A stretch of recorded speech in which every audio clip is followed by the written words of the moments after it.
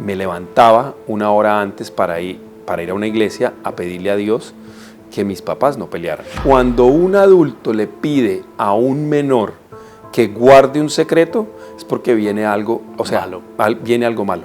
Fui al borde del edificio y le dije, saltemos, vamos.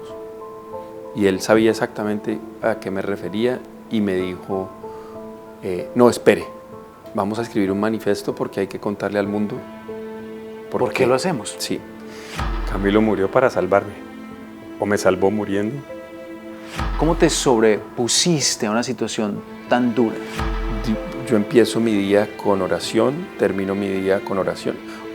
Soy tan libre, maravillosamente libre, que escojo no tomar y no drogarme.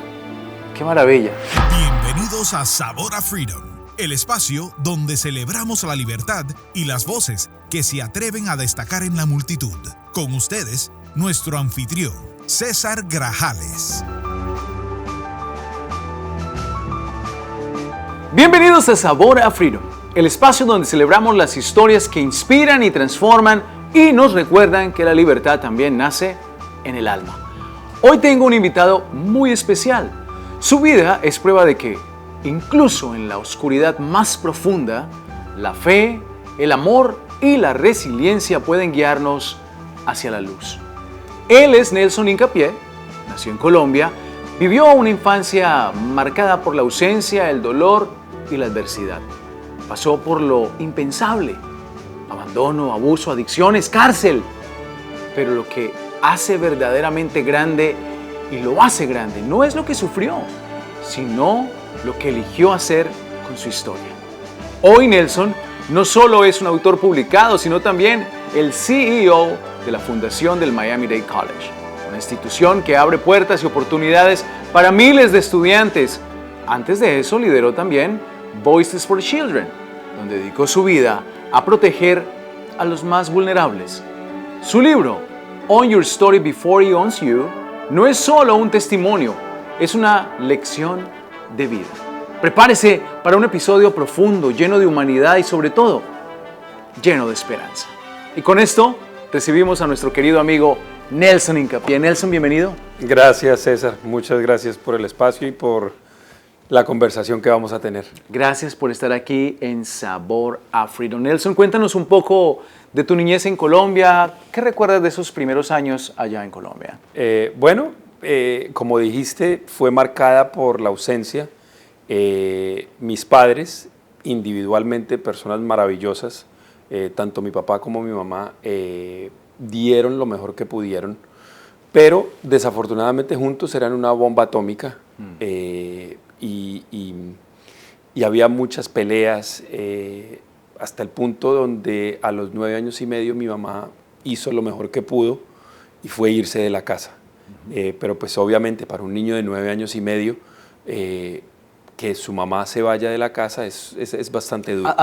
¿Para dónde sale tu mamá cuando tenés 9 años? Se va a vivir a Houston porque una hermana de ella vivía en Houston y estuvo en Houston 2 años antes de regresar por nosotros, por mi hermana y por mí. Pero ¿cómo te marcó ese momento cuando ella sale de Colombia y te deja con 9 años de edad? Yo siempre me escondí de eso. Y eso, un niño de 9 años, yo no lloraba, yo lo que hacía era, me empezó a ir mal en el colegio, empecé a tener problemas de disciplina. Y luego empieza, que es muy difícil en un niño, el tener que cambiar de ciudad en ciudad en ciudad. Cuéntanos un poco de eso que viviste también. Bueno, obviamente, yo creo para una mamá es muy difícil dejar a sus hijos. Yo tenía 9 y medio, mi hermana 7. Ella se viene a Houston, y en Houston estuvo 2 años y después le dijo a mi papá que dejara que nosotros nos fuéramos a vivir con ella para que aprendiéramos inglés, y ahí fue la primera mudada de Bogotá a Houston. Yo no hablaba ni papa de inglés. Llegué a Houston, a un colegio donde la mayoría de hispanos eran mexicanos y americanos, obviamente, y afroamericanos. O sea, no habían latinoamericanos que no fueran de México o de Centroamérica.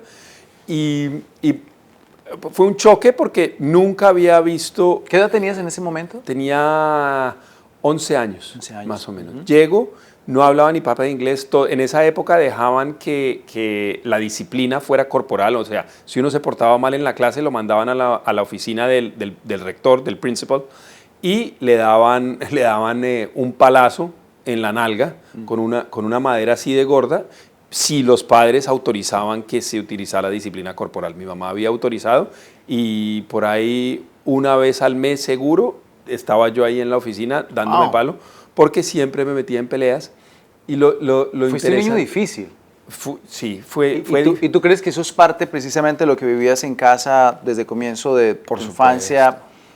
Lo que vivían tus padres y el abandono de cuando tu mamá se va y todo eso. Más que nada, o sea, yo era un niño. A los 11 años yo era un niño y yo simplemente estaba lleno de dolor, pero no sabía, como un niño de 11 años no se sienta y dice... No razona eso. No, para nada. Yo lo único que veía es que no tenía un papá y una mamá y no había amor en mi casa. Eso es lo único que yo... Y obviamente pues uno veía en la televisión o veía las familias y veía el amor de las familias, pero pues yo no tenía eso. Y eso era lo que yo más quería, que mis papás no pelearan. Eso era lo que mi abuela, que rezaba mucho, muy católica, rezaba el rosario todos los días, me decía que si yo rezaba con fe yo iba a tener lo que yo quería. Y yo me levantaba una hora antes para ir a una iglesia a pedirle a Dios que mis papás no pelearan. Siendo un niño. Siendo un niño. 8 años, una cosa exacto, así. Exacto. Yo le pedí a Dios y como entre yo más rezaba, ellos más peleaban, para mí Dios dejó de existir a muy temprana edad. Claro, perdiste la fe absolutamente. Total. Porque pues ahí había una situación no había convivencia correcta, o estas dos personas no se entendían bien. Hay una etapa difícil, muy terrible en tu vida, que la cuentas en tu libro precisamente, y es el tema que viviste de abuso por un maestro. Así es. ¿Qué sucedió? Y sobre todo, ¿cómo te sobrepusiste a una situación tan dura? Cuando yo, después de que aprendí inglés, mi mamá tenía un novio que era profesor de la Universidad de Houston y él le dice, debería mudarse a otro barrio para que sus hijos vayan a un mejor colegio.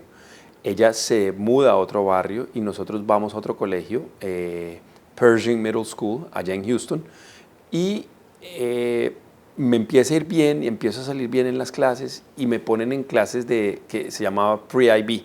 Entonces yo al final de ese año escolar ya deletreaba el Spelling Bee, siempre le ganaba con los que me metía en peleas y los que me hacían bully porque no hablaba inglés. Y a final de año ya hablaba... ¿Eras mejor? Sí, era buenísimo. Siempre quedaba entre los tres primeros en Spelling Bee. Entonces, cuando me paso a otro colegio, cuando nos pasamos al otro colegio, me ponen en clases avanzadas de inglés y ahí conozco a este profesor, que era el profesor más cool del colegio. Empieza a ser lo que ahora entiendo que es el grooming, que quédese después de clase, ayúdeme con esto, usted sabe manejar. Entonces un día me dijo, ¿quiere aprender a manejar? Y yo, sí, chévere, manejar. Imagínate, un niño de 12 años, 12 y medio años, que un profesor le diga, no, quiero manejar el carro. Sí, claro, manejar el carro, súper chévere. Entonces él me dice, esto no le podemos contar a nadie, porque si se enteran que yo le estoy enseñando a manejar, me puedo meter en problemas. Y ahí, esa es la primera señal, la primera alerta roja. Cuando un adulto le pide a un menor que guarde un secreto, es porque viene algo, viene algo malo. Ahora lo veo y ya te puedo decir que fue lo malo que vino y que fue ese profesor terminó abusándome sexualmente. Eso para mí, obviamente yo no le conté a nadie y ahora lo puedo contar, pues obviamente porque lo escribo en el libro, porque esas heridas han sanado y porque yo pude perdonar a ese profesor. ¡Wow! Ok, eso es muy poderoso. Pero sobre todo, Nelson, para un niño de 12 años que es abusado, ¿cómo te puedes reponer de un trauma tan terrible y sobre todo llegar incluso hasta el nivel de perdonar al victimario, ¿no? Ujú. No, solo después de eso empiezo a meter drogas, termino usando ácido, marihuana, cocaína. O sea, empieza eso. O sea, esa infancia que termina y luego empieza la adolescencia a los 13 en adelante, eso marcó el paso siguiente que fue la adolescencia difícil, Total. llena de drogas, como mencionabas, una caída. Cuéntanos de Total. eso. Sí, eso fue una caída porque obviamente yo no le cuento a nadie, me lleno de vergüenza, me da rabia conmigo mismo, me siento mal por lo que ha pasado, me empiezo a odiar a mí mismo y encuentro escape en las drogas. Y las drogas me hacen sentir bien, me hacen sentir normal y empieza una vida de drogadicción desde los 14 hasta los 24, que usé drogas constantemente, por eso es que ahora soy tan brutico. No, que va, hombre, no. Pero sí, definitivamente Pero déjame te pregunto algo, eso básicamente el mundo de las drogas y donde estabas era para enmascarar un dolor profundo. Total.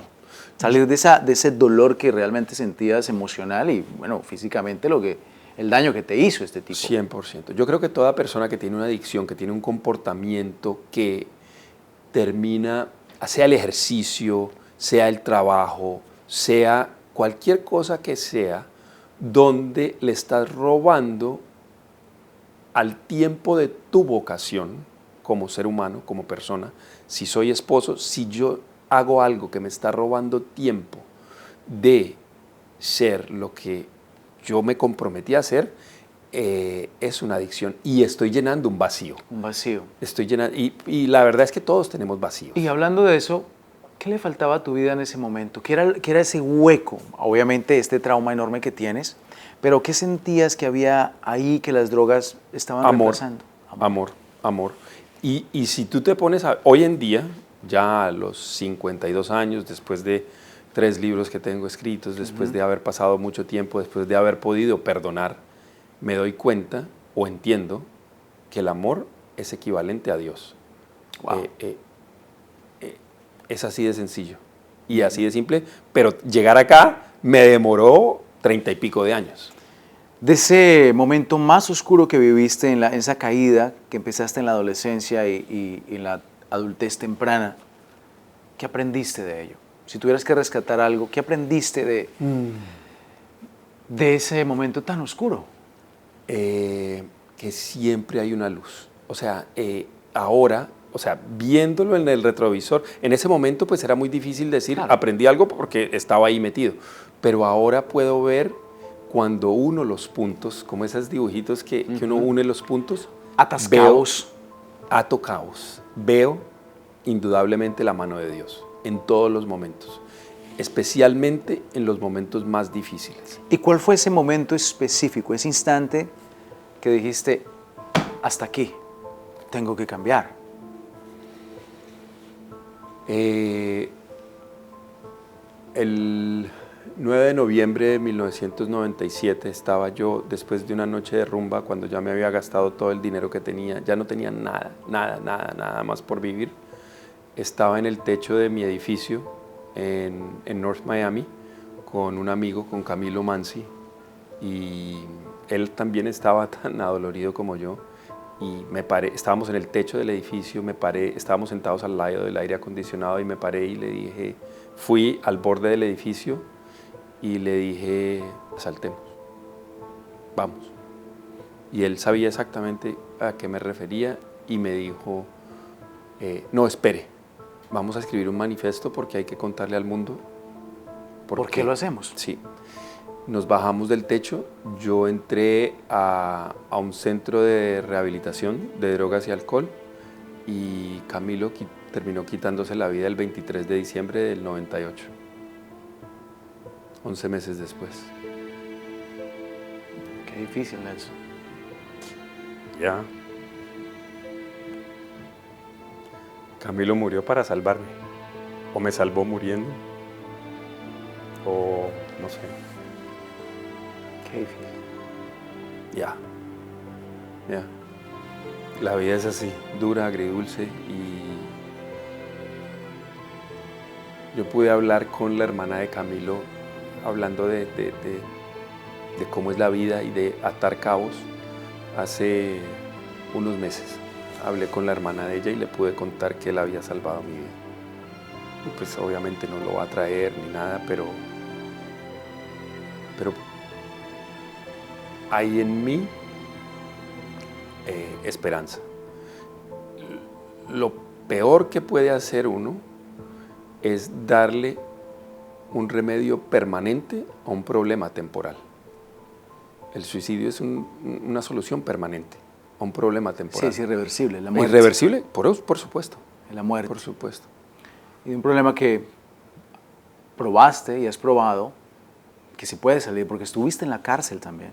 Sí, a raíz de, bueno, de las drogas y todo sí, eso. A raíz de eso terminé en la cárcel. O sea, un día en la cárcel es demasiado, pero no es que pasé No, una yo sé, temporada en la pero fuiste. pero sí, terminé con esposas, terminé detrás de unas rejas y terminé enfrente de un juez por situaciones en las cuales terminé por las drogas y el alcohol. En medio de esta situación tan difícil y la muerte de tu amigo, te sobrepones y en el caos encuentras la fe, tu esposa, deseos de ayudar. ¿Cómo empieza ese camino a la recuperación? ¿Cómo empieza ese camino de la luz? Bueno, ahí en el tratamiento, por primera vez, una persona me hace una pregunta y que tocó mi corazón, que fue como una puñalada realmente, porque me confronta y me dice, a ver, ¿tus papás se divorciaron o tu mamá te abandonó? Y cuando por primera vez me encontraba con la realidad de que a ese niño de 9 años, esa mamá lo había abandonado, eso me dolió. Por primera vez pude sentir ese dolor. Y ahí es donde empieza, y ahí es donde empieza mi historia a cambiar, y ahí es donde me empiezo a adueñar de mi propia historia. Estás hablando de algo que es importante, y es que cuando uno descubre que le aflige, empieza la sanación. Total. Cuando la gente reconoce sus errores, empieza la sanación de esos problemas. Y yo creo que uno tiene que reconocer lo malo, también pedir ayuda si es necesario, no quedarse en silencio, hay que pedir ayuda. Si usted está viviendo algo difícil hoy, pida ayuda. No pierda la fe, tenga fe. ¿Qué papel juega Dios hoy en tu vida? ¿O la fe? Dios es la palabra, Dios es todo. Sin Dios no hay nada, sin creador no hay nada, sin amor no hay nada. ¿Y qué es lo opuesto al amor? La destrucción. Yo empiezo mi día con oración, termino mi día con oración, y ha sido un camino maravilloso donde he vuelto a mi fe. Ahora soy católico practicante, me encanta, no por obligación, sino porque precisamente hace poco, hablando con un amigo, me decía, lo que yo menos quiero es decepcionar a Dios, no por disciplina, sino por amor. Hoy en día estoy enamorado de Dios, y lo último que quiero es quedarle mal. Y para no quedarle mal, yo tengo que estar muy presente en lo que hago, en lo que digo, en cómo soy, en cómo me porto, y para poder estar en eso tengo que domar mi mente, pero para domar mi mente tengo que tener el espíritu fuerte. Si no hago nada de eso, no, o sea, y esto me llevó todo el tiempo, dejar las drogas y el alcohol, y durante mucho tiempo. De hecho, yo me creía mucho porque no bebía y no me metía drogas. Y eso para mí durante un tiempo funcionó. Pero después de un tiempo deja de funcionar, especialmente cuando yo tengo la fortuna de tener una mujer maravillosa al lado mío, que es mi esposa, y cuando tienes una mujer que te confronta, donde hay compromiso, y donde hay unas casualidades maravillosas donde yo celebraba mi día de sobriedad el día que ella cumple años. Y los primeros 3 años ella estuvo bien con eso, pero después de los primeros 3 años es como, a ver, es mi cumpleaños, usted simplemente dejó de beber y consumir, lo cual tiene toda la razón. O sea, y no es que no esté orgulloso de que llevo 29 años sin tomarme un trago o meterme una droga, sino que simplemente ya eso es parte normal de ser, es mi libertad. Soy tan libre, maravillosamente libre, que escojo no tomar y no drogarme. Qué maravilla, qué fantástico. Y si te puedes abrir el saco, me encanta la palabra que tiene tu camiseta y le hacemos un close-up a eso. Perdón. Y yo creo, mi queridísimo Nelson, que el perdón es clave en nuestra sociedad. Una sociedad que se divide a veces en extremismos políticos, no hablarle a un familiar, una sociedad que estigmatiza a otros grupos sociales, a otras personas, por el color de piel, porque no hablan inglés, o por si hablan inglés y no hablan español, porque se lucen de una manera u otra, o porque han sufrido cuestiones difíciles. Pero creo que ese perdón es la clave y la llave para esa libertad y ese amor que vives hoy, ¿no? Totalmente, sin perdón. Y yo no pude sentarme a escribir y el libro me fluyó hasta no haber podido perdonar. Yo cuando finalmente decido contar mi historia, cuando finalmente decido hacer el reclamo al fiscal de Texas, al departamento de policía de Texas, yo pensé que iba a sentir paz y me ocurrió lo contrario. Lo que me entró fue una sed de venganza y unas ganas de justicia, y hice lo que hace cualquier persona normal, y es buscar al profesor. Y lo encontré en Cuernavaca, México, pero ya como no había el statute of limitations, o sea, yo ya no legalmente no se podía hacer nada. Se había vencido los términos del delito. Exacto, ya eran más de 30 años, no podía hacer nada. Hice lo siguiente: contactar a un amigo que trabaja en una cadena internacional de televisión, le conté mi caso, le gustó, me dijo vamos a buscarlo, si usted está dispuesto a salir en cámara y acusarlo en cámara, vamos a tocarle la puerta con una cámara y vamos a hacer un especial donde usted lo va a confrontar por video, le vamos a preguntar si él es el profesor Wayne Reeves, que vive en Cuernavaca, México, y que sí enseñó en Houston a finales de los 80, y cuando él diga sí, usted dice, bueno, y nosotros vamos a decir, bueno, pues acá tenemos a uno de los alumnos que usted abusó sexualmente. Y eso iba a ser.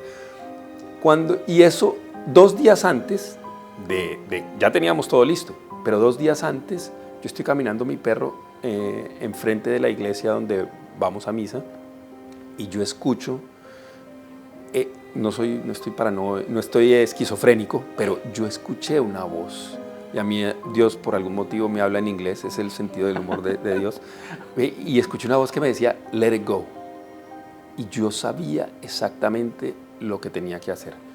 Yo al otro día llamo a mi amigo y le digo, no puedo hacer esto no me va a traer paz, esto va a ser un circo mediático, esto no va a solucionar nada. No cierra ese ciclo de dolor. Exacto, para nada.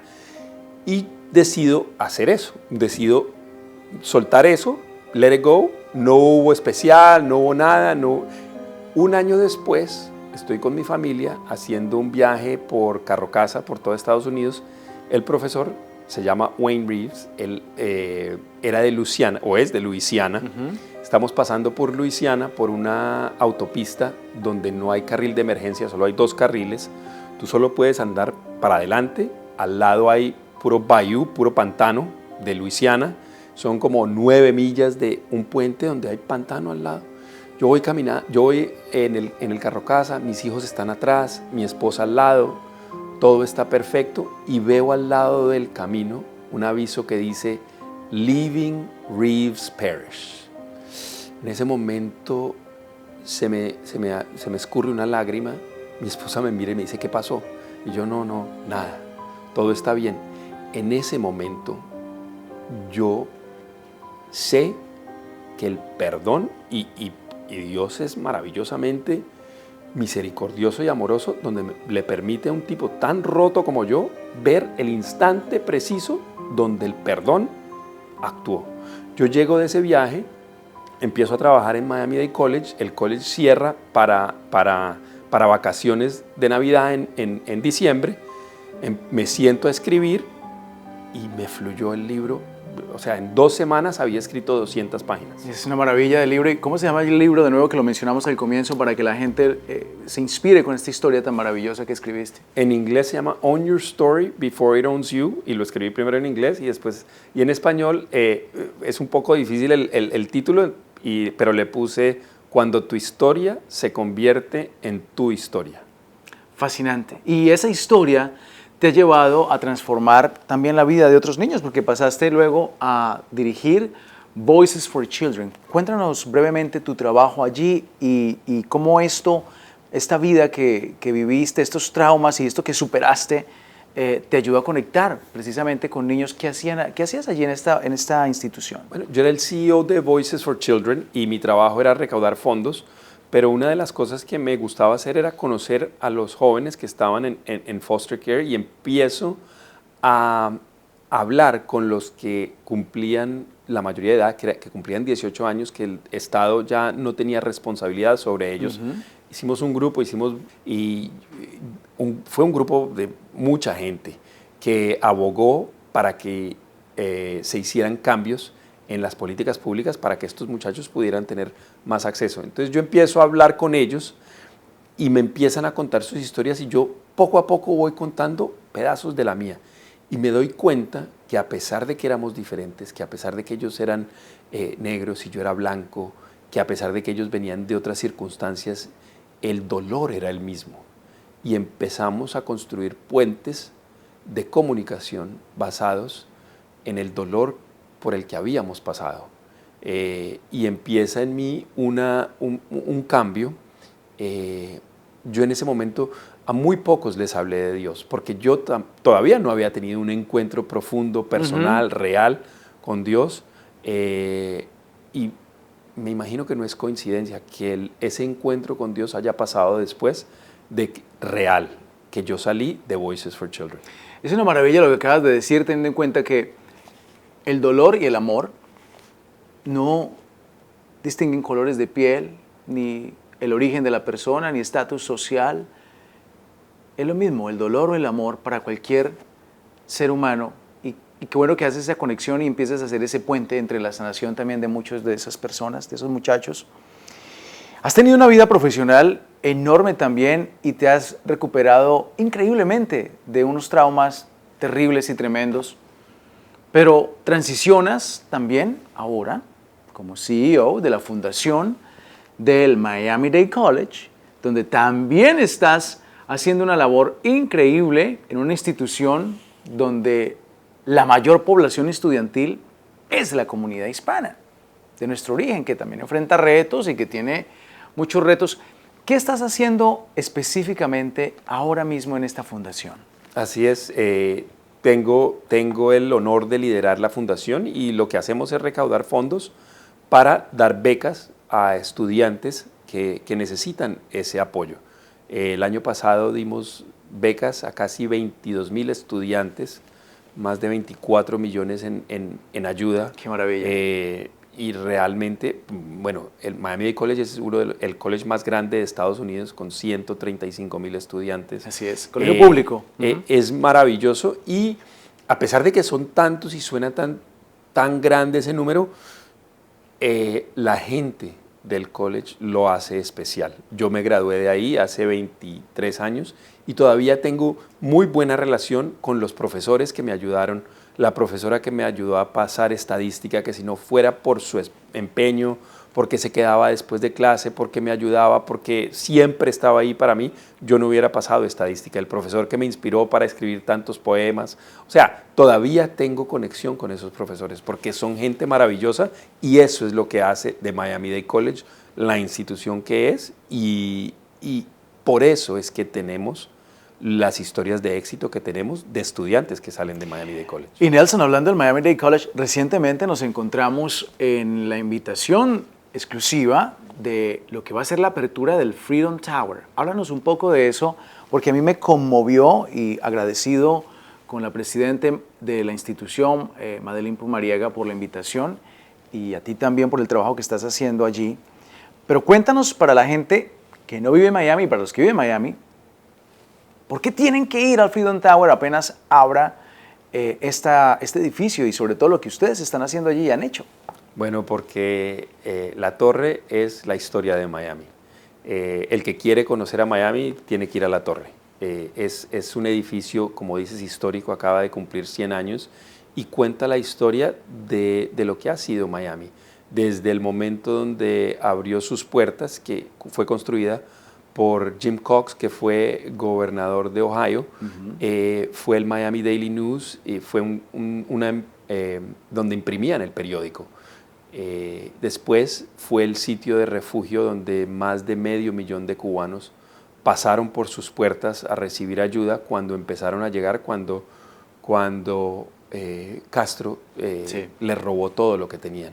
Así es. Especialmente la libertad. Entonces la torre es símbolo de libertad para los cubanos y cuenta la historia de Miami de una forma interactiva, de una forma muy, muy especial. Y yo creo que es un honor trabajar para Madeline, porque ella es una visionaria. Sin su liderazgo, la Torre de la Libertad no sería lo que es y lo que será, pero por muchos, muchos años. Y hablando de eso, si usted no ha visto ese episodio con la presidenta del Miami-Dade College, Madeline Pumariega, no se lo pierda, está aquí. Recuerde que aquí en nuestra página web encuentra ese episodio y este episodio extraordinario para que lo comparta con sus amigos, familiares, con la gente que a lo mejor está viviendo en un momento difícil y cree que no va a salir de allí. Este episodio es para ellos también. Mi queridísimo Nelson, tienes un libro de poemas, mencionabas que ya casi va a salir. ¿Nos quieres hablar un poco de él? ¿Lo tienes ahí contigo? ¿Mostrarlo? Sí, lo tengo, el Poemoir. Está a punto de salir, todavía, este es not for resale, todavía tiene... ¿El letrero? Hay un par de correcciones que tengo que hacerle, pero son poesías que llevo escribiendo los últimos 33 años. Hay poesías desde el 90 hasta el 2020. Me encanta. Yo soy uno de los primeros que va a salir a buscarlo para comprarlo. Y tienes creo que también el otro del que hablamos, el primero que escribiste para que la gente vea la portada, es el libro en inglés, recomendadísimo también, donde habla un poco más a fondo de la historia que usted acaba de escuchar aquí en Sabor a Freedom. Nelson, ¿qué te gustaría que los jóvenes que hoy enfrentan dificultades supieran sobre su potencial? Que a lo mejor ese joven hoy, incluso cualquier persona de la audiencia, está afligido, viviendo momentos difíciles. ¿Qué le dices a ellos de ese potencial que tienen? Bueno, que siempre hay una luz. Todos tenemos talento para algo. Muchas veces simplemente tener un poco de paciencia. Y yo creo que no es que sea masoquista, pero en el dolor hay belleza. Si tú me regalas una planta y yo no le echo agua, va a morir. Nuestro espíritu necesita de nuestras lágrimas para crecer. De la forma como dejamos salir lágrimas es cuando hay dolor. El dolor implica crecimiento. Si no hay dolor, y todos vamos a pasar por dolor. La vida es un tejido de momentos agridulces donde siempre vamos a encontrar la luz. Y al final del día, lo mejor que nos puede pasar es que muramos en el sueño. Pero desde que empezamos a vivir, decía Facundo Cabral, la muerte nos está persiguiendo. Así es. La clave es no dejarnos alcanzar. Exactamente. Y si nos alcanza, pues ser felices, ¿no? Ser felices. Totalmente. Todos los matices de la vida al final del día forman nuestro carácter. Y la gente puede decidir quedarse en esa esquina oscura del dolor o perdonar, amar, abrazar a Dios y seguir con fe, ¿no? Así es. Querido Nelson, gracias por abrir tu corazón aquí en Sabor a Freedom, por contarnos tu historia a tanta gente que hoy se siente identificada contigo, pero que encuentran la luz y que encuentran que hay un camino y que se puede salir de momentos difíciles cuando se cree que no hay salida. Gracias, Nelson. Gracias por compartir eso. Gracias, César. Gracias por la invitación y siempre por la amistad que nos une. Y muy agradecido. Mi admiración toda hacia ti. Gracias. Y amigos, con esto concluimos Sabor a Freedom. No se le olvide que este episodio y muchos otros más y una cantidad de recursos los puede encontrar aquí en nuestra página web. Gracias por sintonizarnos y no olvide que la próxima semana regresamos con otro episodio extraordinario, otro gran invitado. Sintonice Sabor a Freedom cada semana. Hasta pronto. Concluimos Sabor a Freedom. Sintonice cada semana a través de las redes sociales de la Iniciativa Libre. YouTube, Libre Initiative. Facebook, The Libre Initiative. Twitter X, @Libre Initiative. Instagram, @WeAreLibre. O visítenos en lainiciativalibre.org.